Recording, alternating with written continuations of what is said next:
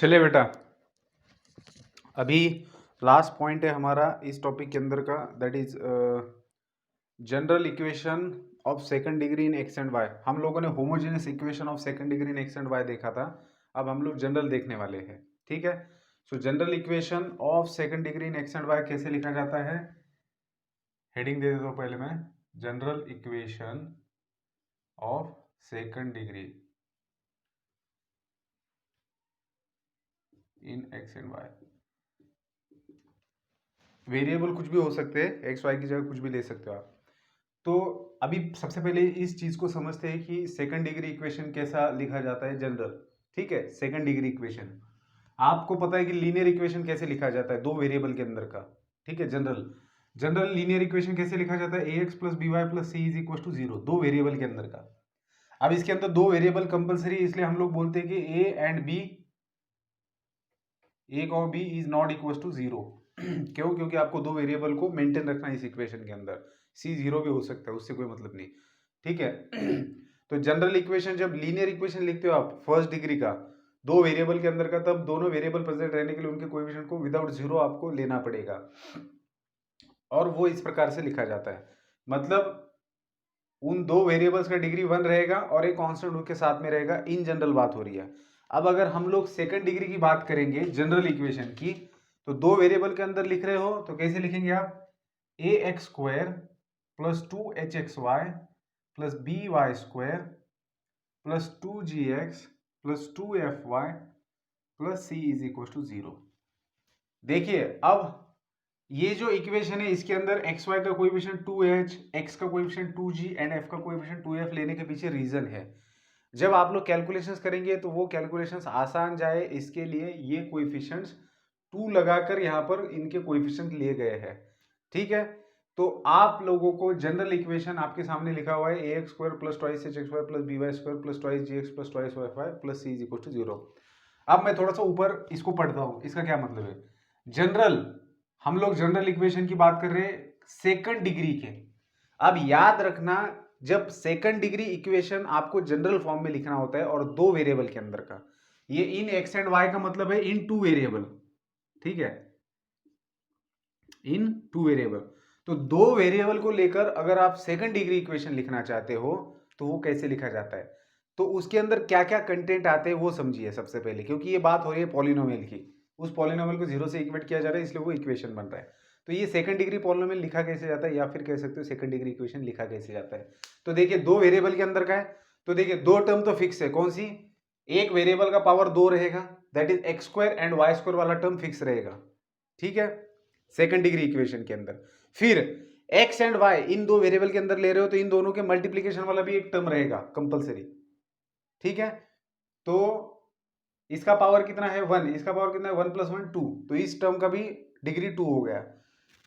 तो जब आप सेकंड डिग्री इक्वेशन लिखते हो तब होता क्या है, दो वेरिएबल के अंदर के लिख रहे हो तो डिग्री 2 के 3 टर्म्स रहेंगे, ठीक है। दो डिग्री रहने वाले 3 टर्म्स है, जैसे 1 2 3, ये 3 टर्म्स है जिनकी डिग्री 2 है।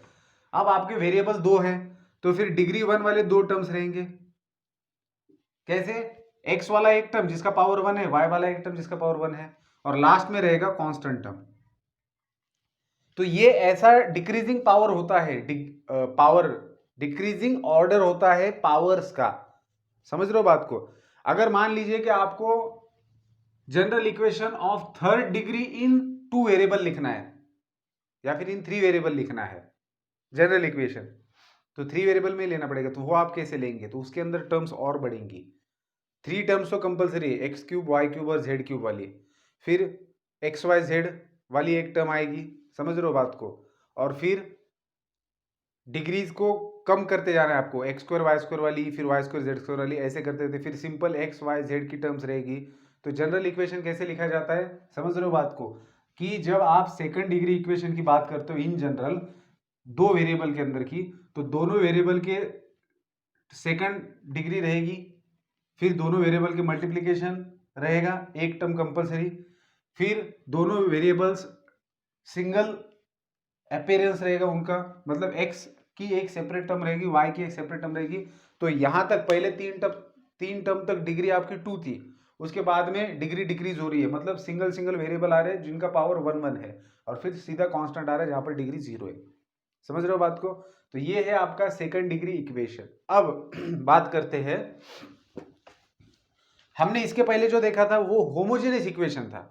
अब ये होमोजेनियस क्यों नहीं है, इसको जनरल क्यों कहा गया है? देखिए यहां तक इसके आगे का पार्ट होमोजेनिटी को ब्रेक कर रहा है, इसके आगे का अगर मैं हटा देता हूं तो ये बन जाता है होमोजेनियस इक्वेशन। क्यों? क्योंकि इन तीनों टर्म्स का डिग्री सेम है। लेकिन जनरल के अंदर क्या होता है, सारे के सारे टर्म्स आ जाते हैं, that is 2gx plus 2fy plus c is equal to 0। तो ये तीन टर्म्स का डिग्री का कंडीशन अलग है, इन दो टर्म्स का डिग्री 1 है, इसका डिग्री 0 है। तो इसका मतलब क्या हो रहा है कि इसके अंदर होमोजेनिटी है ही नहीं, क्योंकि होमोजेनिटी का मतलब क्या होता है, आपने जितना भी इक्वेशन लिखा है उन सबके अंदर के सारे टर्म्स का डिग्री सेम होना चाहिए, तब जाके आप उस इक्वेशन को होमोजेनियस इक्वेशन कहते हो। तो जनरल इक्वेशन कभी भी होमोजेनियस नहीं रहते, इस बात को ध्यान में रखना। आप लोग जब भी जनरल इक्वेशंस लिखते हो वो होमोजेनियस नहीं रहते, क्योंकि जनरल इक्वेशन के अंदर आप कांस्टेंट को तो जगह देते ही हो। जैसे आप लीनियर इक्वेशन भी जनरल लिखते हो तो भी वो होमोजेनियस नहीं होता। क्यों? क्योंकि आपने ax प्लस by लिख दिया प्लस c लिख दिया, तो कांस्टेंट का डिग्री 0 है, पहले दो टर्म का डिग्री 1 है। ठीक है, तो जनरल इक्वेशन होमोजेनियस नहीं रहते। तो हमने जो पहले इक्वेशन देखा था वो यहां तक ही था, पहले तीन ही टर्म्स थे, तो ये जो थ्री थे ये तीन टर्म्स थे, ठीक है ना। तो इसको हम लोग कहते थे homogeneous equation, homogeneous equation of second degree in x and Y. तो ये क्या रिप्रेजेंट करता था बेटा, ये रिप्रेजेंट करते थे दो लाइंस को, टू लाइंस, ऐसे लिखता हूं मैं, ये इक्वेशन रिप्रेजेंट करता था two lines passing through origin, passing through origin, लेकिन कब? When H square minus A B is greater than equal to 0, ये कंडीशन सेटिस्फाई होती थी। ठीक है, अभी अब अगर आपके सामने ये पूरा इक्वेशन दे रखा है जनरल इक्वेशन, तो ये इक्वेशन क्या रिप्रेजेंट करता है? ठीक है, सवाल ये है। देखो दो तरीके का थ्योरम है हमारे पास, दूसरे थ्योरम का कॉन्वर्स का हम लोग प्रूफ नहीं देखेंगे। जैसे इस होमोजेनियस इक्वेशन के लिए प्रूफ देखा था, वैसे इसके लिए प्रूफ देखने की जरूरत नहीं, हमें सीधा सीधा कंडीशन लेनी है। पहली चीज ये है कि उन लोगों का कहना है कि आप जनरल अगर दो लाइंस लेते हो जो कि पासिंग थ्रू ओरिजिन नहीं है, कोई भी दो लाइंस लेते हो जनरल, तो उनका combined equation general equation of second degree होता है। देखिए अगर मान लो आपने a1x plus b1y plus c1 ले लिया है is equal to 0, a2x plus b2y plus c2 ले लिया है इज इक्वल टू 0, तो आपके पास ये दो लाइन्स है which are not passing through origin, कुछ भी हो सकती है, पासिंग थ्रू ओरिजिन भी रही तो भी कोई दिक्कत नहीं, आपको ये छोटा इक्वेशन मिलेगा, ये टर्म्स नहीं आएगी उसके अंदर। तो इसलिए हमने ऑल पॉसिबिलिटीज जिसके अंदर कवर होते हैं ऐसे दो लाइन्स के इक्वेशन लिया। अब आपको इसका कंबाइंड इक्वेशन लेना है, तो आप क्या करेंगे, इनको मल्टीप्लाई करेंगे, a1x plus b1y plus c1 into a2x plus b2y into c2 plus c2 is equal to 0। अब बेटा आप इनका मल्टीप्लीकेशन करो तो आपको क्या मिलेगा, a1 a2 एक्स स्क्वायर, ठीक है, फिर a1 b2 xy, फिर a1 c2 x, फिर प्लस b1 a2 xy,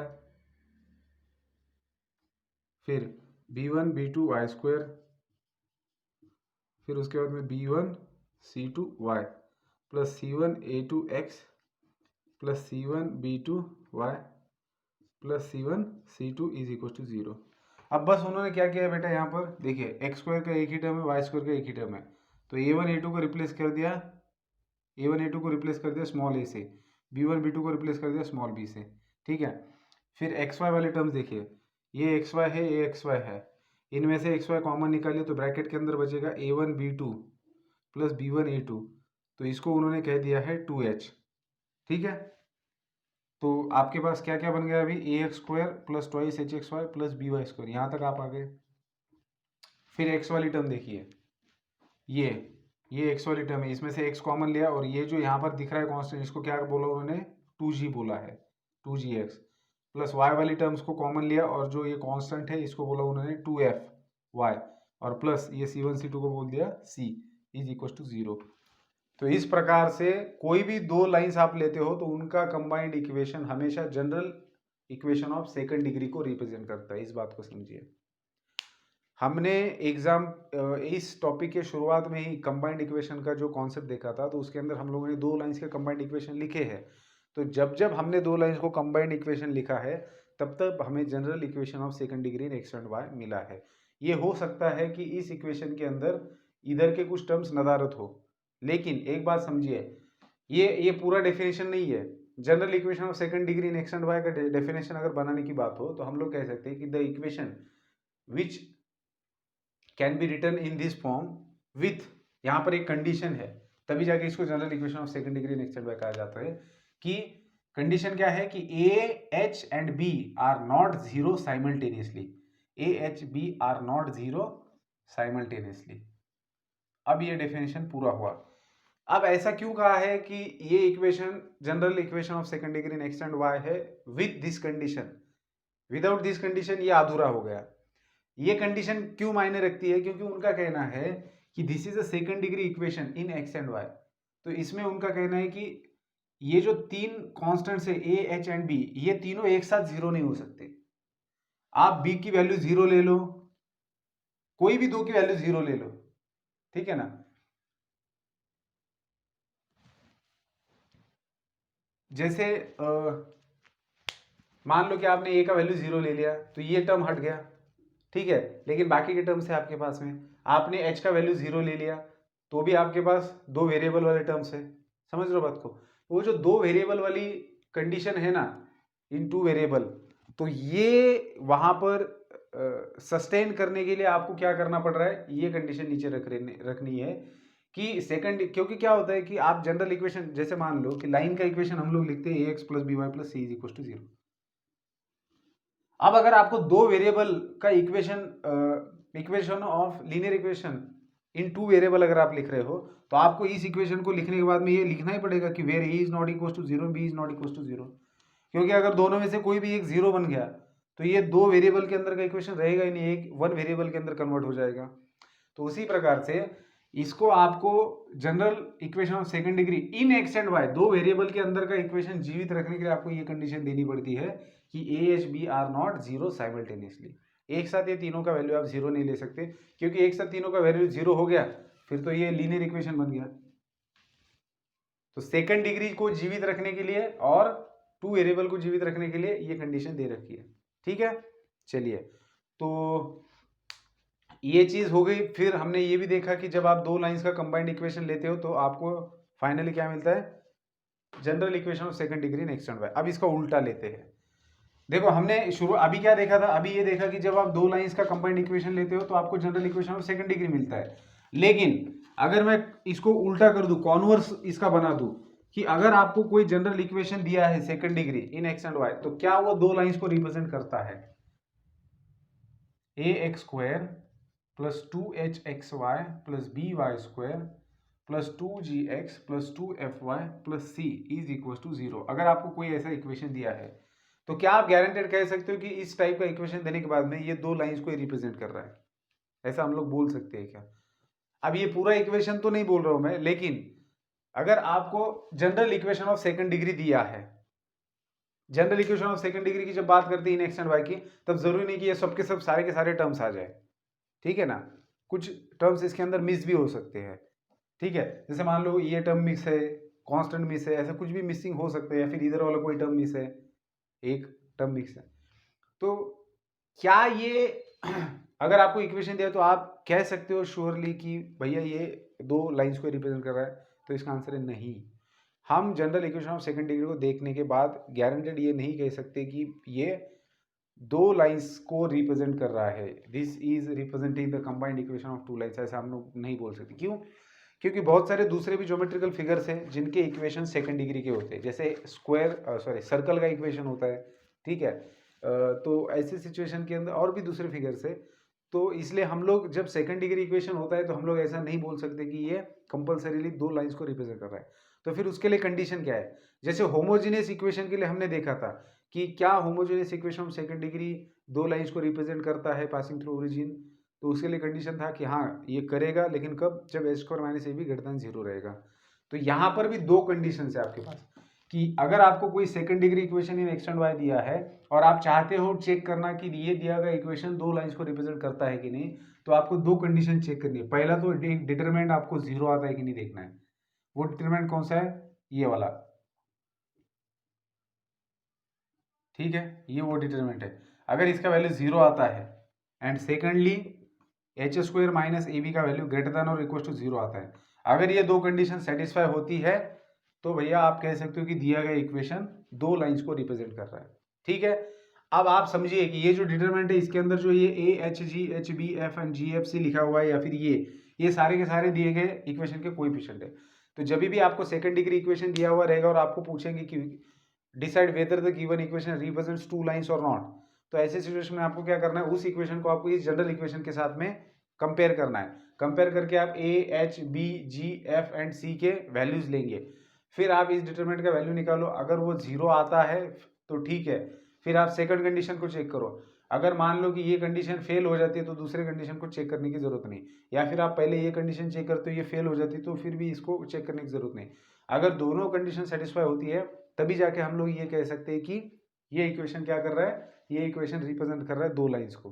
ठीक है, अब सवाल पैदा होता है कि इस डिटरमिनेंट को कैसे ध्यान रखा जाए, कैसे ध्यान में रखा जाए। तो देखिए एक सेंटेंस बनाया है, उसके इनिशियल वर्ड्स होंगे पोजीशनिंग, तो इसको कैसे ध्यान में रखा जाए। देखिए मतलब यही सेंटेंस चलते आ रहा है, तो ये ध्यान में भी रहता है, कन्वीनियंट भी है, हमारे टाइम से चलते आ रहा है।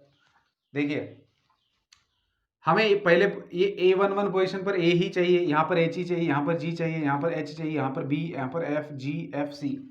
तो आप इसको ध्यान में कैसे रखेंगे, तो एक सेंटेंस है, देखिए all heighted girls having beautiful faces going for college.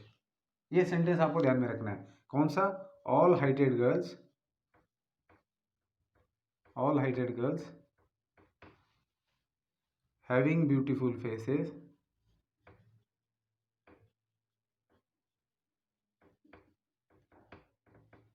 going for college। क्या समझे।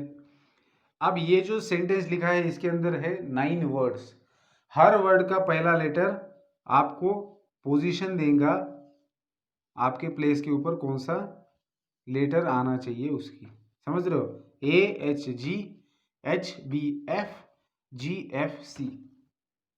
अगर आप इसको एक लाइन में भी लिख देते हो इस सेंटेंस को, तो भी आपको समझना है कि पहले 3 वर्ड से पहले रो के लिए, दूसरे 3 वर्ड से दूसरे रो के लिए, और तीसरे लास्ट के 3 वर्ड से तीसरे रो के लिए, समझ में आए।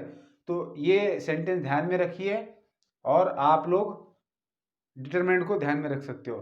ठीक है, तो all heighted girls having beautiful faces going for college, तो इस सेंटेंस को ध्यान में रखना, इनके इनिशियल्स होंगे हमारे रोज के लेटर्स। ठीक है, और ये तो ध्यान में रहेगा ही आपके। तो सबसे पहले चीज हम लोगों ने ये देखी कि general equation of second degree कैसे दिखता है, उसकी कंडीशन क्या है। फिर कोई भी दो लाइन का कंबाइंड इक्वेशन आप लेते हो तो general equation in second degree होता है, general equation of second degree होता है। फिर अगर आपको इससे उल्टा कोई जनरल इक्वेशन दिया हुआ है सेकंड डिग्री का, तो आपको अगर देखना है कि ये लाइंस को रिप्रेजेंट करता है कि नहीं, तो आपको ये दो कंडीशन सेटिस्फाई होती है कि नहीं वो चेक करना पड़ेगा, फिर ही आप बता सकते हो। अब इसके बाद में जो भी होमोजीनियस इक्वेशन के लिए लागू होता था वही यहाँ पर भी होगा। देखिए ये इक्वेशन जिन दो लाइंस को रिप्रेजेंट कर रहा है, उन दो लाइंस के बीच का एंगल कैसे दिया जाएगा, तो सेम तरीके से जैसे होमोजेनियस इक्वेशन के अंदर हम लोग एक्यूट एंगल फाइंड आउट करने के लिए फॉर्मूला यूज करते थे 2 times root of h square minus ab divided by a plus b, तो सेम फॉर्मूला अप्लाई होगा यहाँ पर भी। ठीक है, अगर ये इक्वेशन दो लाइंस को रिप्रेजेंट कर रहा है, उनके बीच का आपको एक्यूट एंगल निकालना है, तो आप सेम फॉर्मूला यूज करेंगे। फिर कंडीशन भी सेम होगी, ये इक्वेशन जिन दो लाइंस को रिप्रेजेंट करता है, अगर वो दो लाइंस परपेंडिकुलर है तो a plus B is equal to 0 होगा, और अगर वो दो लाइंस कोइंसिडेंट है या फिर पैरेलल है तो h square is equal to ab होगा। अब रीजन हम लोग देखेंगे इसका कि कैसे दोनों का सेम है। देखिए मेरी बात सुनिए, आप ध्यान दीजिए कि अगर मान लीजिए आपके पास कोई भी दो लाइन से which are not passing through the origin, ऐसे कुछ भी दो लाइंस लिए आपने, अब क्योंकि उनके बीच का एंगल निकालना है तो वो इंटरसेक्टिंग लाइंस रहेंगी। अब ये दो लाइंस है आपके पास जो ओरिजिन में से नहीं जा रही है, ठीक है, और आपको निकालना है इन दोनों के बीच का एंगल। अब आपको पता है कि क्योंकि ये दोनों लाइंस ओरिजिन में से नहीं जा रही, इनका कंबाइंड इक्वेशन होगा general equation of second degree in x and Y. तो ये दो लाइंस का आपको इस प्रकार से कंबाइंड इक्वेशन दिया है और आपको कहा गया है कि इन दो लाइंस के बीच का एक्यूट एंगल निकालिए। तो लॉजिकली अगर हम सोचे तो क्या समझ में आता है, देखिए ये जो लाइन है इस लाइन का मैं ऐसा पैरेलल लाइन लूंगा जो ओरिजिन में से पास हो रहा है, ठीक है, अभी तो ये लाइन ओरिजिन में से नहीं जा रही है, लेकिन मैं इसका एक पैरेलल लाइन लेता हूं जो ओरिजिन में से पास होगा, फिर मैं इसका भी एक पैरेलल लाइन खींचता हूं जो ओरिजिन में से पास होगा। समझ रहे हो? तो इससे मुझे फायदा क्या होगा, देखिए इसका मैंने पैरेलल लाइन लिया है तो इसका जो स्लोप वही स्लोप इसका, फिर इसका मैंने पैरेलल लाइन लिया है तो इसका जो स्लोप वही स्लोप इसका है। तो हमारा जो एक्यूट एंगल होता है बेसिकली वो स्लोप ऑफ द लाइन के ऊपर ही तो डिपेंड करता है। इस लाइन का स्लोप m1 मान लो, इस लाइन का स्लोप m2 मान लो, तो इस लाइन का स्लोप भी m1 हो जाएगा, इसका भी m2। लेकिन ये जो लाइन से ये ओरिजिन में से जा रही है, तो हमने जो ये फॉर्मूला डिराइव किया था ये किसके लिए किया था, homogeneous equation of second degree के लिए किया था। जब लाइंस ओरिजिन में से पास होती है तब उनका कंबाइंड इक्वेशन रिप्रेजेंट किया जाता है सिर्फ ये पहले 3 टर्म से। तो हमने जब आपको इक्वेशन ऐसे दिया हो तो उसके वो इक्वेशन जिन दो लाइंस को रिप्रेजेंट कर रहा है उनके बीच का एंगल इस प्रकार से हम लोगों ने फाइनल किया था। तो बात यहाँ पर भी वही आ रही है कि अगर मान लो कि आपकी लाइंस कहीं पर भी हो लेकिन आप उनकी पैरेलल लाइंस निकाल सकते हो प्लेन के अंदर जो ओरिजिन में से पास हो रही है, तो क्योंकि लाइंस पैरेलल है तो स्लोप सेम है, तो इसका मतलब जो भी इन दोनों के बीच का एंगल रहेगा वही इन दोनों के बीच का रहेगा। समझ रहे हो बात को? तो ऐसा है फिर, तो इसलिए अगर आपको ये वाला इक्वेशन भी दिया है और ये इक्वेशन जिन दो लाइंस को रिप्रेजेंट कर रहे हैं उनके बीच का अगर आपको एंगल निकालना है तो भी आप सेम फार्मूला यूज करेंगे। अब फार्मूला सेम है तो कंडीशन भी सेम ही रहेगी। This is the condition for perpendicularity of that two lines and this is the condition for the coincidence of that two lines या फिर पैरेलल लाइंस। नेक्स्ट बात करेंगे हम लोग किसकी, और क्या देखा था लाइंस के बारे में हमने, एक तो एंगल देखा था, एंगल बिटवीन द लाइंस देखा था, और क्या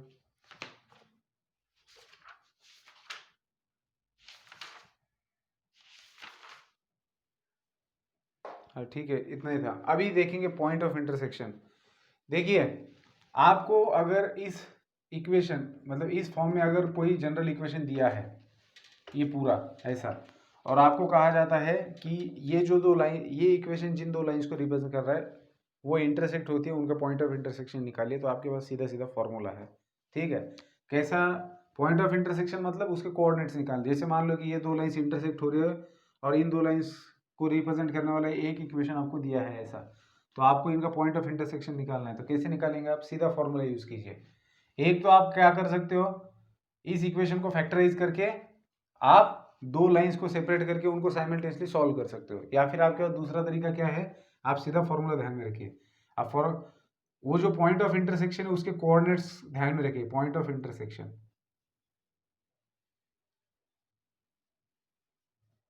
पॉइंट ऑफ इंटरसेक्शन समझ रहे हो ना कौन सा, ये इक्वेशन दिया है तो ये दो लाइंस को रिप्रेजेंट कर रहा है, वो दो लाइंस अगर इंटरसेक्टिंग है तो उनका पॉइंट ऑफ इंटरसेक्शन कैसे निकालेंगे, तो एक्स कोऑर्डिनेट क्या रहेगा, देखिए ये ध्यान में कैसे रखेंगे। तो आपको पता है ये डिटरमिनेंट ऑल हरियाणा गर्ल्स या फिर heighted girls having beautiful faces going for college, ये आपको पता है। तो बेटा इस वाले को ध्यान में रखना है और इसमें क्या करना है, पहले बीजी को लेना है, उसमें से एच एफ को सब्ट्रैक्ट करना है। सो पहला कोऑर्डिनेट आपका रहेगा बीजी माइनस एच एफ, समझ लो बात को, बीजी माइनस एच एफ करना है, और डिनोमिनेटर में तो H square minus A B रहेगा, तो ये आपका एक्स कोऑर्डिनेट है।